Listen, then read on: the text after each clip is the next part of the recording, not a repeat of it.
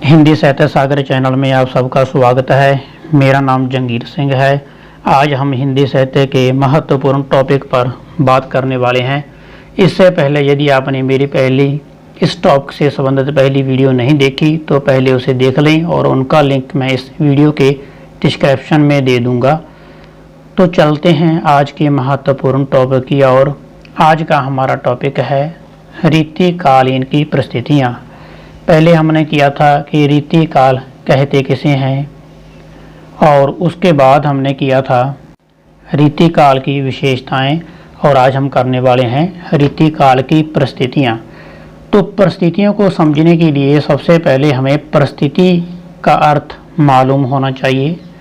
परिस्थिति का अर्थ होता है चारों ओर की स्थिति या हालत, अर्थात समाज में उस समय की सामाजिक, राजनीतिक, धार्मिक, सांस्कृतिक और साहित्यिक हालत या स्थिति या परिस्थिति कैसी थी उसके बारे में जानना। आपको पता ही है कि किसी भी काल को जानने के लिए, काल का अर्थ होता है समय, काल को जानने के लिए उनकी जो परिस्थिति होती है सामाजिक, धार्मिक, राजनीतिक, सांस्कृतिक, उसे जानना अति आवश्यक होता है। सबसे पहले परिस्थिति आती है राजनीतिक परिस्थिति। इस काल को मुगलों का काल कहा जा सकता है। इस काल में ही अकबर ने दीन इलाही नाम के एक नया धर्म चलाने की कोशिश की थी। उसके बाद जहांगीर शाह यहाँ का राज्य हो गया था। इनके समय विलासता अपने चरम सीमा तक पहुँच चुकी थी। ऐसी राजनीतिक परिस्थितियों में साहित्य को दिशा देने वाला कोई भी नहीं था। कवि राजाओं को प्रसन्न करने के लिए ही साहित्य रचा किया करते थे। अगली है सामाजिक परिस्थिति। सामाजिक दृष्टि से यह युग तो पतन का युग था ही। राजा और प्रजा विलासता में पूरी तरह डूब चुकी थी। पुरुषों का पुरुष तो केवल विलासता के लिए ही था। लोगों ने डर के कारण अल्प आयु में ही कन्या का विवाह करना शुरू कर दिया था। इस तरह बाल विवाह की प्रथा आरंभ हो गई थी। आप ऐसा मान सकते हैं कि यह रीतकाल का युग विलासता का युग था, जिसके कारण अल्प आयु में ही लोगों ने अपनी बेटियों की शादी करनी शुरू कर दी थी। इतना समाज उस समय गिर चुका था।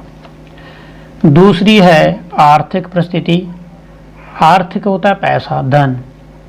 आर्थिक दृष्टि से इस युग की दशा शोचनीय थी, और साथ ही साथ में जाति पाति के बंधन भी कठोर हो गए थे। गरीब लोगों के साथ भेदभाव किया जाता था। समाज में दो ही वर्ग के लोग रह रहे थे, एक थे अमीर और दूसरे थे गरीब।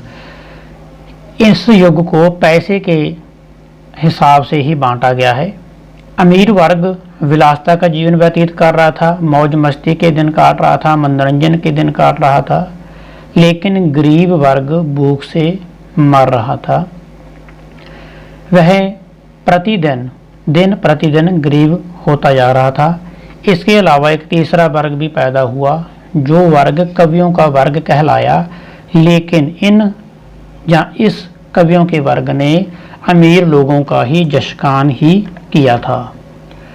आगे है धार्मिक परिस्थितियां या परिस्थिति। धार्मिक दृष्टि से यह युग संस्कृत और सभ्यता के पतन का युग था। ऐसा मान लीजिए कि इस युग में सभी स्थितियों में, सभी परिस्थितियों में गिरावट ही आई है। इस युग में नैतिक बंधन तो ढीले हो ही चुके थे, साथ ही धर्म तो किसी को याद तक ही नहीं रहा था। मंदिरों के पुजारी भी कामुक हो गए थे। मंदिरों में पायल की झंकार और तबले की थाप की ध्वनियां आने लगी थी। आगे है साहित्यिक परिस्थितियां। कला और साहित्य की दृष्टि से यह युग बहुत आगे बढ़ चुका था, लेकिन कवियों ने राधा और कृष्ण के चरित्रों को कुतिसत होता है नीच एवं हीन श्रृंगारी रूप दे दिया था। सिर्फ राजाओं की कामुकता को बढ़ाने के लिए उन्होंने फारसी भाषा का प्रयोग न कर संस्कृत भाषा का प्रयोग ही किया। सारांश हम कह सकते हैं कि रीतकालीन परिस्थितियों का अवलोकन करने के पश्चात हम कह सकते हैं कि यह काल एक तरह भोग विलास का ही काल रहा।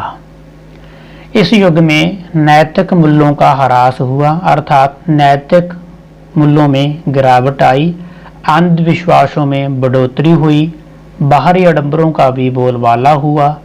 राजा और प्रजा दोनों ही विलासता में डूब चुके थे, दोनों की रुचि श्रृंगारकता के प्रति बढ़ गई थी।